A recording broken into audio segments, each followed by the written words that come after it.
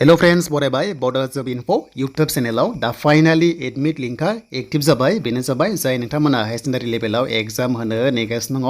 आरो बे एग्जामा नन टेक्निकेलाव आरो लोगोसे गाबोन टेक्निकेल एग्जाम दङ बयनिसिमबो अल द बेस्ट थाबाय दा जोंहा 29 आव जानो गोनां एग्जामनि एडमिटआ रिलिज खालामबाय बेनो जाबाय एग्रिकालचार इरिगेसन सयल कनजारभेसन जि पोस्ट दंमोन नोंथांमोना क्लिक हियराव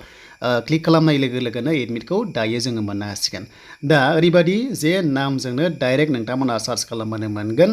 आरो मोनसे बाथ्रा खायसे एडमिट मोनाबा नोंथांमोना टाइटेलखौ चेन्ज खालाम एबा नामखौ चेन्ज खालामनानै नाय मानोना खायसे YI थायो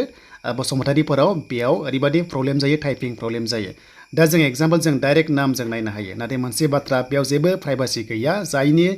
नामजों होयो बेखौनो नायनो हायो जास्ट एग्जाम्पल जों बेयाव जायखिजाया नामजों टाइप खालामनानै नायनो हागोन आरो अके देन बेनिफ्राय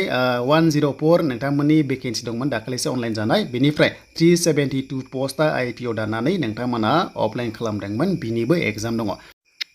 दा जों हिसाब खालामबा रिसेन्टलि जों अनलाइन एप्लाइ खालामदोंमोन 104 पस्टआ Gr-3 आव दंमोन HS लेभेलाव देन 372 नि आन्डारावनो आरोबाव Gr-3 HS लेभेल दंमोन दा बेखौ सानोबा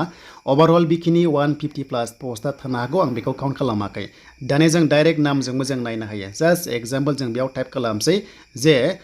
जिखुनु जाया जों नाम लिरबाय बेनो जाबाय जों जास्ट रसमा बेयाव लिरबाय देन बेनिफ्राय टाइटेलखौ जों लिरला देन सार्च खालामबाय दा सार्च खालामनाय लोगो लोगो बेयाव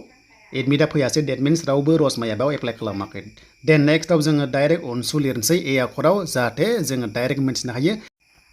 दा जोङो सार्च खालामबाय गोबांथार बेयाव अनसु नाम फैगोन नै जेरै अनसुला ब्रह्म बा अनसुला बसुमतारि जि दङ नोंथांमोना टाइटेलखौ एसे चेन्ज खालाम जुदि एडमिट मोनाबा आरो अके देन जोङो गाइडलाइन्सखौ नायनोसै जोंहा मा लांनांगौ एक्चुअलि गासैबो गोरोबखायो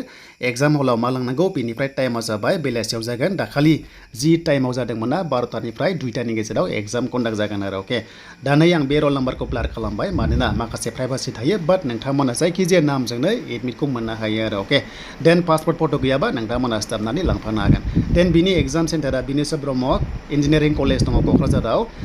29 जुन एग्जाम टाइमा जाबाय 12 बाजिनिफ्राय 2 बाजिसिम जागोन एडमिट लांफानांगोन बेनिफ्राय एग्जाम हलाव 45 मिनिट सिगां सहैनांगोन एन्ड बेनिफ्राय आधार कार्ड नङाबा भटार कार्ड जिखुनु जाया नोंथांमोना लांफानो हागोन आरो अके आरो बे एग्जामा 2 आवार्स जागोन बेनिफ्राय नेगेटिभ मार्किं गैया स' बर'जोंबो एसामिसजोंबो इंलिसजोंबो एग्जामखौ होनो मोनगोन आरो बे टटेल नाम्बारा एग्जामनि टटेल मार्क्सआ अनलि 80 नाम्बार जागोन बेनिफ्राय भाइभा टेस्टआव 20 दङ दा बयनिसिमबो अल द बेस्ट थाबाय जाहाथे एडमिटखौ मोजां डाउनलड खालामो आरो जायफ्रा चेनेलाव गोदानै फैदों साबस्क्राइब खालामनानै जाहाथे लायो लेटेस्ट भिडिअ नोंथांमोना नेक्स्ट लेभेलाव मोनबाय थानो हागोन